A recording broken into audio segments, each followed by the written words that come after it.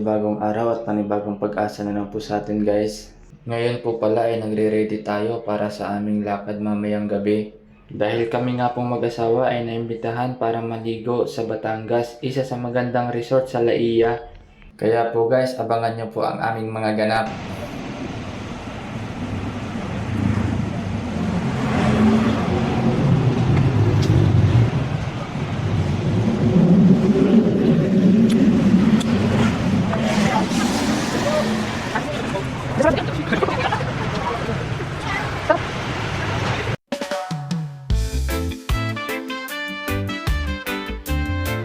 Kami po pala ay nasa 7 motor at 3 naka 4 wheels. Lumakad nga po pala kami guys mga bandang 11:30 ng gabi. Kaya hindi po namin alam kung anong oras po aabutin ang pagdating namin doon. Malamang nasa madaling araw na po, mga alas 3. Kaya update ko po kayo mamaya guys. Ang sarap nga po palang bumiyahe pag nasa ganitong oras kasi kita naman po na konti lang yung sasakyan na nakakasalubong at nakakasabay namin, kaya hindi po masyadong pagod ang biyahe. Maliban po sa walang masyadong sasakyan, wala rin pong init.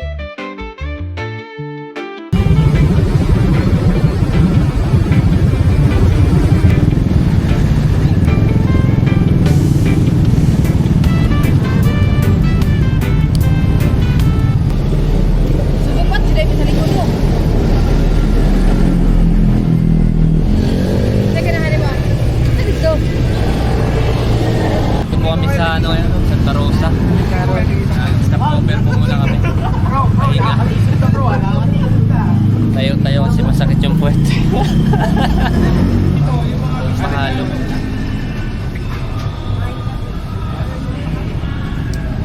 Ano naman tayo? Yes, tibay. Nakayanan niya ng biyahe ng Batangas. Kain muna kayo. Sige ya.